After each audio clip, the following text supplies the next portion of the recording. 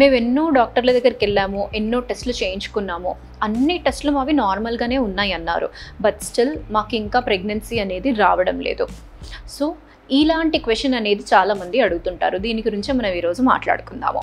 Hello అండి, నేను doctor Maitreyi, fertility expert, founder and clinical head of Maitrisri fertility centre, Kukatpally, Hyderabad.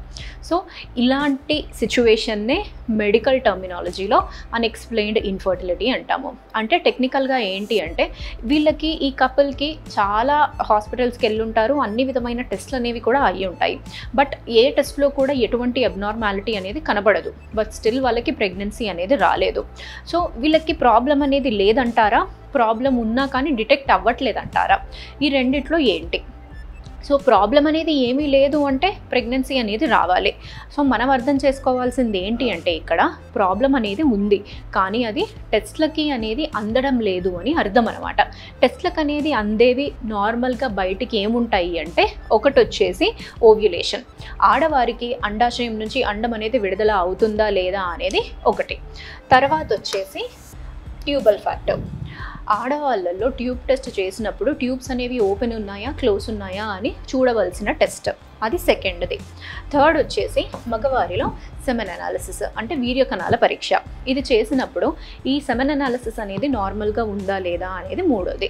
ఈ 3 టెస్ట్లు అనేవి అయ్యాయి, 3 నార్మల్గానే ఉన్నాయి. బట్ స్టిల్ వాళ్ళకి ప్రెగ్నెన్సీ అనేది రావడం లేదు అంటే ఇలాంటి కేసెస్ని మనము అన్ఎక్స్ప్లెయిన్డ్ ఇన్ఫర్టిలిటీ కింద ట్యాగ్ చేస్తాము. సో 100లో ఆల్మోస్ట్ ఇలాంటి కేసెస్ అనేవి ఈజీగా ఒక 20 to 30% మందిని చూస్తుంటాము. అండ్ వీళ్ళు చేసే ఒక చిన్న మిస్టేక్ ఏముంటుంది అంటే, అన్నీ నార్మల్గానే ఉన్నాయి కదా, న్యాచురల్గానే ప్రెగ్నెన్సీ వస్తుంది అన్నట్టుగా ఎన్నో సంవత్సరాలు అనేది వెయిట్ చేస్తుంటారు. సో ఇది ఎంత మటుకు కరెక్ట్? నార్మల్గా ఉన్నాయి అన్నా కానీ ప్రెగ్నెన్సీ గురించి ప్రయత్నించాలి అంటే కేవలం ఒక పెళ్ళైన తర్వాత 1-2 సంవత్సరాలు మాత్రమే. దాంట్లో కూడా ప్రెగ్నెన్సీ రావట్లేదు అంటే డాక్టర్ని కన్సల్ట్ అవ్వాలి. సో డాక్టర్ని కన్సల్ట్ అయిన తర్వాత ఈ టెస్ట్లన్నీ అయిపోయాయి, బట్ స్టిల్ రావట్లేదంటే అప్పుడు నెక్స్ట్ ట్రీట్మెంట్ అనేది స్టార్ట్ చేయాలి. ట్రీట్మెంట్ అనేది ఏ విధంగా చేసుకోవాలి వీళ్ళు? సో ఫస్ట్ వచ్చేసి వీళ్ళు ఆల్రెడీ న్యాచురల్గా ట్రై చేసి ఉంటారు. సో అందుకు వీళ్ళల్లో మళ్ళీ మనం టాబ్లెట్స్ పెట్టి న్యాచురల్గా ట్రై చేయండి అంటే వీళ్ళల్లో పెద్దగా రిజల్ట్ అనేది కనపడదు. నెక్స్ట్ మోడ్ ఆఫ్ ట్రీట్మెంట్ ఏముంటుంది అంటే, ఫస్ట్ వచ్చేసి ఐయుఐ పద్ధతి, నెక్స్ట్ వచ్చేసి ఐవీఎఫ్ పద్ధతి. సో ఇనీషియల్గా ఐయుఐ పద్ధతి అనేది ట్రై చేయొచ్చు. ఐయుఐలో ఏం చేస్తాము, అండం పెరగడానికి అన్నట్టుగా ఆడవాళ్ళకి ట్రీట్మెంట్ అనేది ఉంటుంది. అది పెరిగిన తర్వాత రిలీజ్ అయ్యే టైంకి హస్బెండ్ శాంపుల్ తీసుకొని ప్రాసెస్ చేసి గర్భసంచిలో ఎక్కించే పద్ధతినే ఐయుఐ అంటాం, ఇంట్రాయూట్రైన్ ఇన్సెమైనేషన్. తర్వాత వచ్చేసి ఈ ఐయుఐలో సక్సెస్ రావట్లేదు అంటే అప్పుడు నెక్స్ట్ వీళ్ళు వెళ్ళవలసిన ట్రీట్మెంట్ అనేది ఐవీఎఫ్ పద్ధతి. ఐవీఎఫ్ అంటే ఇన్ విట్రో ఫర్టిలైజేషన్, అంటే మనం వాడుక భాషలో దాన్ని టెస్ట్ ట్యూబ్ బేబీ అన్నట్టుగా అంటాము. ఈ ఐవీఎఫ్ పద్ధతి అనేది చేయాలి.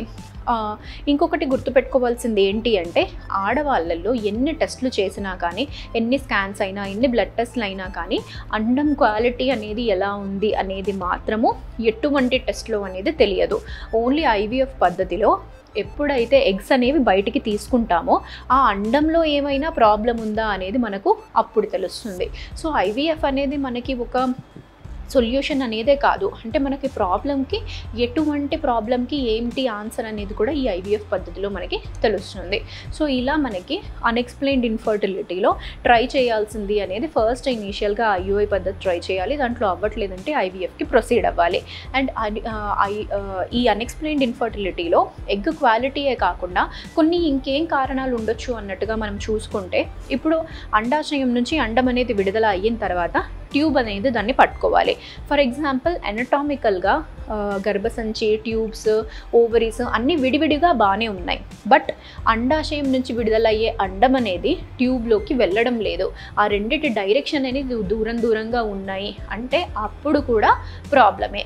ఆ అండం విడుదలయ్యింది ట్యూబ్లోకి వెళ్తేనే ప్రెగ్నెన్సీ ఛాన్స్ అనేది ఉంటుంది. అది ట్యూబ్లోకి వెళ్ళడం లేదు అంటే ప్రెగ్నెన్సీ ఛాన్స్ అనేది ఉండదు. ఈవెన్ దో వీళ్ళకి నార్మల్గా ఎటువంటి ప్రాబ్లం అనేది ఏ ఆర్గన్లో లేకపోయినా కానీ ఈ ప్రాబ్లము అనేది లేకపోయినా మనకి దానివల్ల ప్రెగ్నెన్సీ అనేది లేకుండా ఉంటుంది. అంటే టెక్నికల్గా ఆ 3 అనేది కలిసి కోఆర్డినేషన్లో అనేది పని చేయాలన్నమాట. అదనేది వీళ్ళలో జరగడం లేదు. సో ఇలాంటివి కూడా మనకి అన్ఎక్స్ప్లెయిన్డ్ ఇన్ఫర్టిలిటీలోనే వస్తుందండి. గుర్తుపెట్టుకోవాల్సింది ఏంటి అంటే అన్నీ నార్మల్గానే ఉన్నాయి, బట్ స్టిల్ ప్రెగ్నెన్సీ రావడం లేదు అంటే కొంతకాలమే ట్యాబ్లెట్లతోని న్యాచురల్గా అనేది ట్రై చేసుకోండి. రావట్లేదు అంటే మాత్రం అప్పుడు నెక్స్ట్ మోడ్ ఆఫ్ ట్రీట్మెంట్కి అనేది వెళ్ళాలి. ఫస్ట్ వచ్చేసి ఐయుఐ పద్ధతి, దాంట్లో వచ్చేసి 15 to 20% సక్సెస్ అనేది ఉంటుంది. నెక్స్ట్ వచ్చేసి ఐవీఎఫ్ పద్ధతి, దీంట్లో 60 to 70% సక్సెస్ ఛాన్స్ అనేది ఉంటుందండి. ఈ మోడ్ ఆఫ్ ట్రీట్మెంట్స్లో అనేది మీరు వెళ్తే అప్పుడు మీకు కూడా తొందరగా అనేది ప్రెగ్నెన్సీ వచ్చేస్తుందండి. Thank you.